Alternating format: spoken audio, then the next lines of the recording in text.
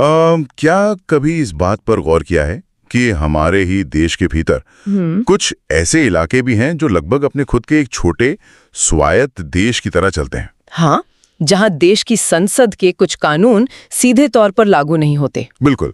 मतलब वहाँ के स्थानीय लोग अपने जंगल, अपनी जमीन और अपनी जो प्रथाएं हैं उनके नियम खुद तय करते हैं।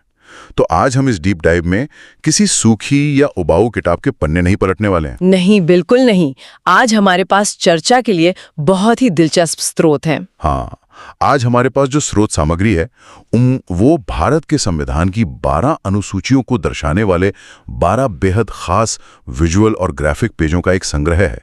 सुनने वालों के लिए मैं इस दृश्य का थोड़ा वर्णन करना चाहूंगा। हाँ, जरूर। तो कल्पना कीजिए कि किसी भव्य प्राचीन लाइब्रेरी के एक बड़े से लकड़ी के डेस्क पर कुछ पुराने दस्तावेज रखे हुए हैं। मतलब इन पे पुराने स्क्रोल, लाल मोम की मोहरें, स्याही वाले पेन और नक्शे बने हुए हैं। और साथ ही अशोक स्तंभ के चित्र भी हैं। बिल्कुल। और सबसे नीचे डॉक्टर B.R. अम्बेडकर के हस्ताक्षर हैं। तो आज हम इन चित्रों के आधार पर संविधान की उस संचालन पुस्तिका या कह लें यूजर मैनुअल को डिकोड करेंगे, जो ये तय करती है कि इस विशाल देश की शासन व्यवस्था जमीनी स्तर पर कैसे काम करती है। लेकिन इस पूरी व्यवस्था को समझने के लिए सबसे पहले ये जानना जरूरी है कि ये अनुसूचियां संविधान के मुख्य हिस्से में क्यों नहीं है। हाँ, ये एक बहुत बड़ा सवाल है। मतलब इन्हें अलग से पीछे क्यों जोड़ा गया? देखिए, संविधान के मुख्य अनुच्छेदों को साफ, स्पष्ट और पढ़ने लायक रखने के लिए इन लंबी सूचियों को अंत में रखा गया, एक तरह से परिशिष्ट के रूप में। अच्छा, ताकि बीच में कोई रुकावट ना आए पढ़ने में। बिल्कुल।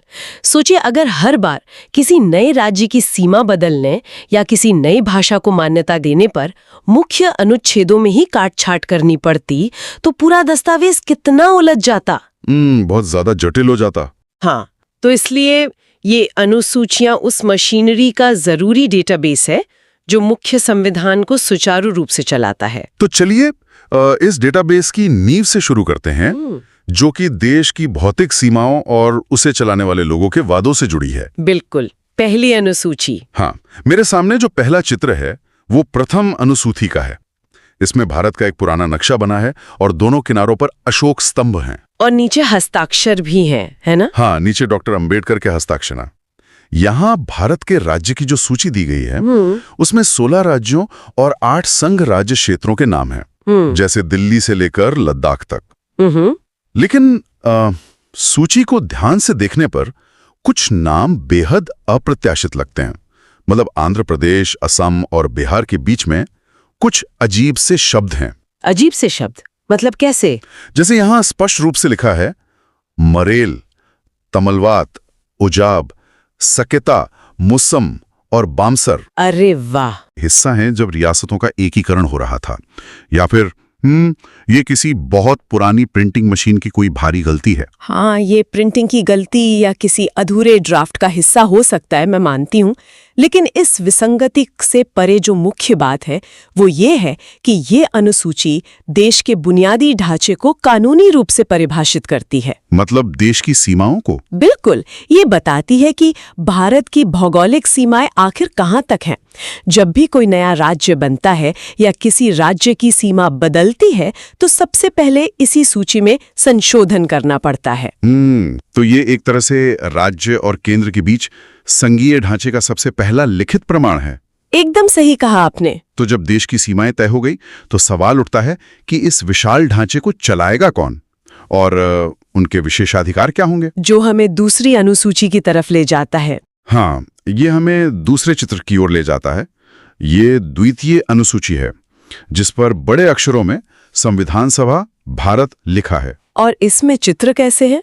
इसकी किनारों पर न्याय के तराजू बने हैं और बीच में भारत के राष्ट्रपति, उपराष्ट्रपति, राज्यपाल और उच्चतम न्यायालय के न्यायाधीशों से लेकर कैग मतलब नियंत्रक एवं महालेखा परीक्षक तक के 14 छोटे छोटे चित्र दिए गए हैं। अच्छा, 14 पदाधिकारियों के चित्र। हाँ, तो ये देखकर मैं ये निष्कर्ष निकाल सकता हूं कि ये अनुसूची इन प्रमुख पदाधिकारियों के वेतन और भत्तों की सूची है। लेकिन इसे तराजू के चित्र के साथ क्यों दिखाया गया है? तराजू यहाँ आर्थिक स्वतंत्रता और निष्पक्षता के संतुलन का प्रतीक है। देखिए, लोकतंत्र में ये बहुत जरूरी है कि जो लोग इतने ऊंचे पदों पर बैठे हैं, हाँ, जो फैसले लेते हैं, बिल्कुल, उनकी आर्थिक सुरक्षा संविधान द्वारा तय हो, न कि किसी सत्ताधारी दल की इच्छा पर निर्भर करे। अच्छा, मतलब सरकार उनका वेतन अपनी मर्जी से कम या ज्यादा नहीं कर सकती? एकदम सही। अगर किसी न्यायाधीश या महालेखा परीक्षक का वेतन सरकार अपनी मर्जी से कम कर सके, तो वे बिना किसी दबाव के निष्पक्ष होकर काम कैसे कर पाएंगे? वो तो है, फिर तो वे हमेशा दबाव में रहेंगे। हाँ, तो ये अनुसूची सुनिश्चित करती है कि इन पदों की गरिमा और स्वतंत्रता पूरी तरह सुरक्षित रहे। ये बहुत ही तार्किक व्यवस्था है। अब जब हम निष्पक्षता की बात कर ही रहे हैं, तो मुझे तीसरे चित्र में एक बहुत ही दिलचस्प चीज दिख रही है। तीसरी अनुसूची, उसमें क्या खास है? ये तृतीय अनुसूची है, जहां एक पुराने कागज पर दाईं तरफ लाल रंग की एक मोम की मोहर लगी है। वैक्सील। अच्छा। हाँ, वैक्सील। इसमें शपथ या प्रतिज्ञान के प्रारूप दिए गए हैं और कुछ शब्दों को हाईलाइट किया गया है। जैसे कौन से शब्द? जैसे यहाँ लिखा है, सच्ची श्रद्धा और निष्ठा, अखंडता अक्षुण्ण, निष्ठापूर्वक निर्वहन और बिना भय या पक्षपात। बहुत ही भारी शब्द हैं ये। हाँ, अगर मैं इसे आज की भाषा में समझने की कोशिश करूं, तो चलिए इसे ऐसे समझते हैं। यह किसी नौकरी के उस बाइंडिंग कॉन्ट्रैक्ट की तरह है, जहां आप वचन देते हैं कि आप कोई पक्षपात नहीं करेंगे, या फिर किसी नए ऐप के नियम व शर्तों वाले समझौते की तरह, जिस पर सहमत हूं क्लिक किए बिना आप सिस्टम में प्रवेश ही नहीं कर सकते। अरे, यह एक बहुत ही सटीक तुलना है। बिना इस समझौते को स्वीकार किए कोई भी मंत्री या न्यायाधीश अपनी शक्ति का इस्तेमाल शुरू ही नहीं कर सकता। और ये जो लाल मोम की मोहर, वो लाल मोम की मोहर उस वादे की कानूनी और नैतिक पवित्रता को दर्शाती है। जब कोई व्यक्ति बिना भय या पक्षपात की शपथ लेता है, तो वह ये घोषणा कर रहा होता है कि वह सबके लिए बराबर है। हाँ, और सत्ता में आने के बाद उसकी वफादारी किसी एक व्यक्ति, परिवार या राजनीतिक दल के प्रति नहीं होगी, बल्कि केवल संविधान के प्रति होगी। यह शपथ शासन की पूरी मशीनरी का नैतिक आधार है। और इसी मशीनरी में राज्यों की हिस्सेदारी तय करने के लिए हमारा चौथा चित्र सामने आता है। ये एक लकड़ी के डेस्क पर रखा पुराना स्क्रोल है, जिसके बगल में एक स्याही वाला पेन यानी क्विल रखा है। ये राज्यसभा में सीटों के आवंटन के बारे में होगा। बिल्कुल, ये अनुसूची राज्यसभा में सीटों का आवंटन के बारे में है। इसमें 32 प्रविष्टियों वाली एक लंबी सूची है, लेकिन यहां भी मुझे स्रोत में कुछ बहुत ही विचित्र नाम दिख रहे हैं, जो चित्र में स्पष्ट रूप से लिखे हैं। पहले वाले नामों की तरह ही। हाँ, जैसे भजाया, मुदांड, गवापात, साय तीनाल, कुराम, अपासा, मानधत, पनिते, नोमावारा और राश्म। ये वाकई अजीब है। हाँ, लेकिन इनके आगे सीटों की संख्या स्पष्ट है।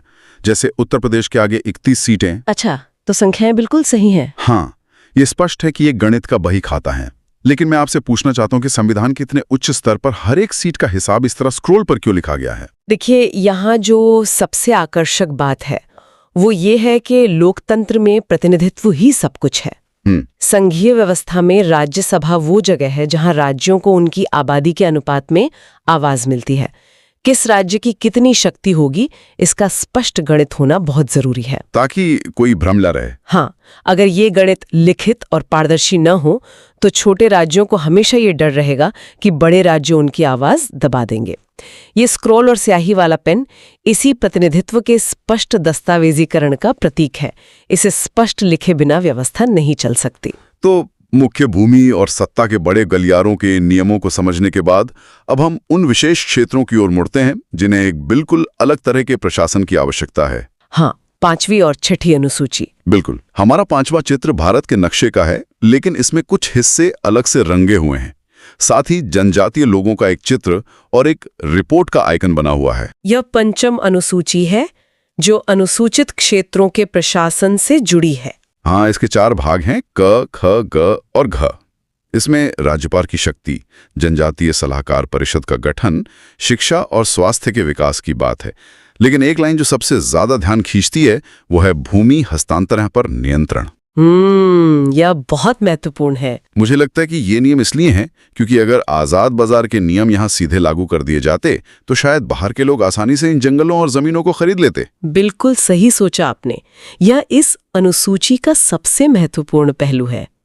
जनजातीय समुदायों की पूरी पहचान, उनकी संस्कृति और आजीविका उनकी जमीन और जंगलों से ही जुड़ी होती है। तो ये उन्हें बचाने के लिए है। हाँ, यह अनुसूची एक विशेष सुरक्षा घेरा बनाती है ताकि कोई भी बाहरी व्यक्ति या कॉरपोरेशन उनकी जमीन का अधिग्रहण न कर सके। और वो जो रिपोर्ट का आइकन था चित्र में, यहाँ राज्यपाल को विशेष शक्तियां दी गई हैं कि वो तय कर सकता है कि संसद या राज्य विधानसभा का कोई कानून उस क्षेत्र में लागू होगा या नहीं। और जो रिपोर्ट का आइकन है वो इसी व्यवस्था का हिस्सा है, जहां राज्यपाल को सीधे राष्ट्रपति को इन क्षेत्रों की स्थिति की वार्षिक रिपोर्ट सौंपनी होती है। वाह! और ये सुरक्षा घेरा हमारी छठी अनुसूची में तो एक अलग ही स्तर पर चला जाता है। हाँ, छठी अनुसूची कुछ खास राज्यों के लिए है। बिल्कुल। इसका चित्र बहुत ही विस्तृत और सुंदर है। इसके चारों ओर बांस का एक बॉर्डर बना है, आदिवासी कलाकृतियां हैं, एक कंपास है और संविधान सभा का स्टैंप भी है। इसमें क्या क्या शामिल है? इसमें 30 विभिन्न पहलुओं की एक बहुत लंबी सूची है। यह अनुसूची स्पष्ट करती है कि पंचम अनुसूची मेघालय, त्रिपुरा, मिजोरम और असम पर लागू नहीं होती क्योंकि वे इस छठी अनुसूची में आते हैं। यहाँ स्वायत्त जिले और क्षेत्रीय परिषदों का जिक्र है, जिनके पास वन, कृषि, शिक्षा, स्वास्थ्य और अपनी संस्कृति और प्रथाओं को नियंत्रित करने की शक्ति है। ये बहुत ही अनूठा मॉडल है। यहाँ बात सच में दिलचस्प हो जाती है। इसे देखकर लगता है कि यह व्यवस्था इन राज्यों के जनजातीय क्षेत्रों को लगभग अपने खुद के कानून बनाने की ताकत दे रही है, जैसे कि यह देश के भीतर एक छोटा स्वायत्त देश हो, एक state with in a state का मॉडल। हाँ, मैं इसे थोड़ा बड़े संदर्भ में समझाती हूँ। स्वायत्त जिला परिषदों के पास सिर्फ प्रशासन चलाने की ही नहीं बल्कि विधायी और न्यायिक शक्तियां भी होती हैं। अच्छा, मतलब वे न्याय भी खुद कर सकते हैं। बिल्कुल। वे अपनी जमीन, जंगल और विवाह जैसी सामाजिक प्रथाओं पर खुद के कानून बना सकते हैं और उनके अपने न्यायालय भी होते हैं। यह व्यवस्था आधुनिक विकास और मूल निवासियों की पहचान के बीच संतुलन बनाती है। ये बहुत ही खूबसूरत विचार है। हाँ, ये इस बात का प्रमाण है कि संविधान पूरे देश को एक ही सांचे में ढालने की जिद नहीं करता, बल्कि विविधता का सम्मान करते हुए स्वायत्तता देता है। यह विविधता का संरक्षण सच में एक गहरे विचार को जन्म देता है। हाँ। लेकिन स्वायत्त क्षेत्रों के इस लचीलेपन से आगे बढ़कर जब हम पूरे देश की बात करते हैं तो केंद्र और राज्यों के बीच शक्तियों का बंटवारा कैसे होता है? ये हमें 7वीं अनुसूची की ओर ले जाता है। हाँ, 7वीं चित्र में एक बड़ा सा मैग्नीफाइंग ग्लास है जिसके नीचे 3 सूचियां दी गई हैं, संघ सूची, राज्य सूची और समवर्ती सूची। और इस चित्र में हर विषय के साथ छोटे छोटे आइकन बने हैं, जैसे संघ सूची में रक्षा के लिए एक टैंक है, विदेश के मामलों के लिए ग्लोब, बैंकिंग, रेलवे, परमाणु ऊर्जा। राज्य सूची में पुलिस है, कृषि के लिए ट्रैक्टर बना है, सार्वजनिक स्वास्थ्य और जेल के आइकन है। और समवर्ती सूची में शिक्षा, वन, विवाह और तलाक, बिजली, श्रम कल्याण जैसे विषय हैं। मेरा विश्लेषण ये कहता है कि रक्षा या रेलवे जैसे विषयों को राज्यों पर नहीं छोड़ा जा सकता क्योंकि इससे देश की सुरक्षा खतरे में पड़ सकती है। बिल्कुल, वो केंद्र के पास ही होना चाहिए। लेकिन समवर्ती सूची में शिक्षा और वन जैसे विषय क्यों हैं?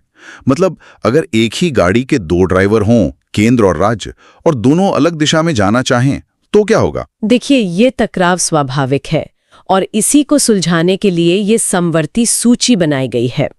इसमें वे विषय हैं जिन पर पूरे देश में एक बुनियादी एकरूपता होनी चाहिए, लेकिन स्थानीय जरूरतों के हिसाब से बदलाव की गुंजाइश भी होनी चाहिए। अच्छा, मतलब दोनों का इनपुट जरूरी है। हाँ, शिक्षा इसका बेहतरीन उदाहरण है।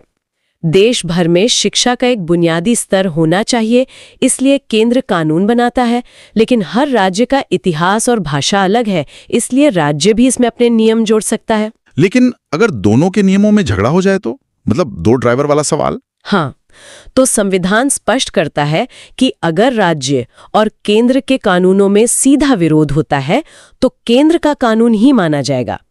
ये सूची शक्तियों के टकराव को रोकती है और जिम्मेदारियों को बिल्कुल स्पष्ट करती है। ये तो बहुत ही सुलझी हुई व्यवस्था है। अब शक्तियों के बंटवारे के बाद 8वें चित्र में हमें देश की भाषाओं की झलक मिलती है। 8वीं अनुसूची, हमारी मान्यता प्राप्त भाषाएं। बिल्कुल। ये चित्र एक बेहद भव्य लाइब्रेरी के बैकग्राउंड में है। डेस्क पर एक लंबा स्क्रोल खुला है और साइड में संसद भवन का एक छोटा सा चित्र है। इस स्क्रोल पर भारत की 22 मान्यता प्राप्त भाषाओं की सूची है। असमिया से लेकर उर्दू, संथाली, डोगरी वगैरह। ये सिर्फ एक सूची नहीं है। हाँ, मुझे भी यही लगता है। ये भारत की सांस्कृतिक विविधता का सबसे बड़ा प्रमाण है। जब संविधान लिखा जा रहा था तब एक राष्ट्रीय भाषा को लेकर बहुत लंबी बहसें हुई थीं, लेकिन अंततः ये माना गया कि हर भाषा अपने आप में एक पूरा इतिहास और संस्कृति समेटे हुए है।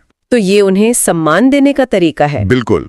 इन 22 भाषाओं को अनुसूची में शामिल करके ये सुनिश्चित किया गया कि प्रशासन, न्याय और शिक्षा में इनमें से किसी भी भाषा को दुय्यम दर्जे का न माना जाए। हमने अब तक जो देखा वो मूल ढांचा था, देश की नींव, विविधता का संरक्षण, शक्तियों का बंटवारा।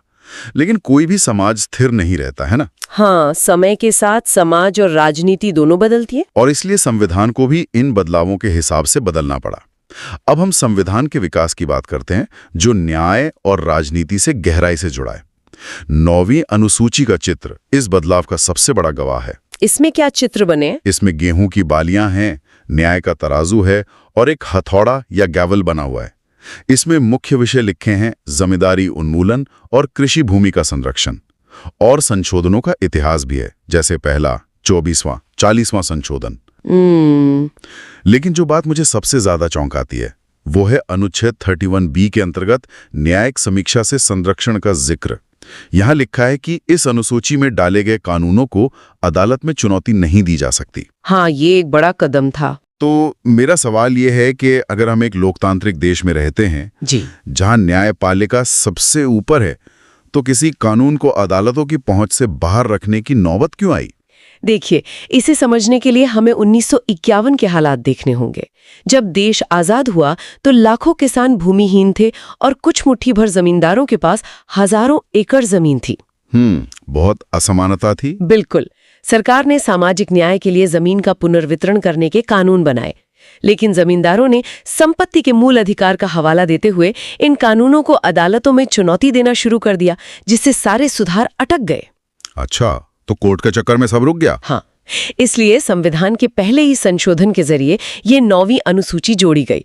इसका तर्क ये था कि जो कानून बड़े पैमाने पर सामाजिक न्याय जैसे जमींदारी हटाने के लिए बनाए जा रहे हैं, उन्हें अदालती मुकदमों के लंबी प्रक्रिया से बचाया जाए, ताकि काम जल्दी हो सके। बिल्कुल। हालांकि मैं ये भी बता दूं कि बाद के वर्षों में सुप्रीम कोर्ट ने स्पष्ट कर दिया कि यह अनुसूची भी न्यायिक समीक्षा के दायरे से पूरी तरह बाहर नहीं है। यानी ये सामाजिक न्याय और अदालती मुकदमों के बीच का एक ऐतिहासिक संघर्ष था। बिल्कुल सही। खैर, अब 10वें चित्र की ओर बढ़ते हैं, जो सीधे राजनीति के अखाड़े में ले जाता है। 10वीं अनुसूची के चित्र में संसद भवन, बीच में एक बड़ा अशोक चक्र और कानून की किताबें रखी हुई हैं। ये दलबदल विरोधी कानून के बारे में होगा? हाँ, ये दलबदल विरोधी कानून ही है। यहाँ अयोग्यता का आधार पार्टी द्वारा निष्कासन, विलय और अपवाद और न्यायपालिका के हस्तक्षेप के नियम लिखे हैं। लेकिन दिलचस्प बात यह है कि इस पुराने दस्तावेज में जहां अयोग्यता के नियम लिखे हैं, वहां कुछ जटिल पंक्तियां हैं। मैं इन्हें बिल्कुल वैसे ही पढ़ता हूं जैसे चित्र में है। कारी ने अलावती के सालमान सकमून करण का झंसनो और समद्रत्रों के समतके व प्रक्रिया। ओह, ये तो बिल्कुल समझ से बाहर है। हाँ, बिल्कुल अस्पष्ट और धुंधला है, लेकिन इसके पीछे का इतिहास साफ है। ये कानून उन नेताओं को अयोग्य ठहराने के लिए था जो चुनाव जीतने के बाद अपनी पार्टी बदल लेते थे। बिल्कुल। लेकिन मैं यहाँ एक चुनौती देना चाहूंगा। तो इस सब का क्या मतलब है? क्या ये कानून एक चुने हुए नेता की अपनी व्यक्तिगत सोच या अंतरात्मा की आवाज को दबा नहीं देता? मतलब अगर उसे लगता है कि उसकी पार्टी गलत कर रही है तो वो कुछ कर ही नहीं सकता। ये एक बहुत ही महत्वपूर्ण सवाल खड़ा करता है। एक तरफ हमारे पास वो दौर था जब नेता एक ही दिन में कई बार पार्टियां बदल लेते थे और सरकारें ताश के पत्तों की तरह गिर जाती थीं। हाँ, अस्थिरता बहुत थी। उस राजनीतिक अस्थिरता को रोकने के लिए ये कानून जरूरी था। लेकिन जैसा आपने कहा, इसका दूसरा पहलू ये है कि ये राजनीतिक स्थिरता बनाम व्यक्तिगत स्वतंत्रता के बीच एक जटिल संतुलन बनाता है।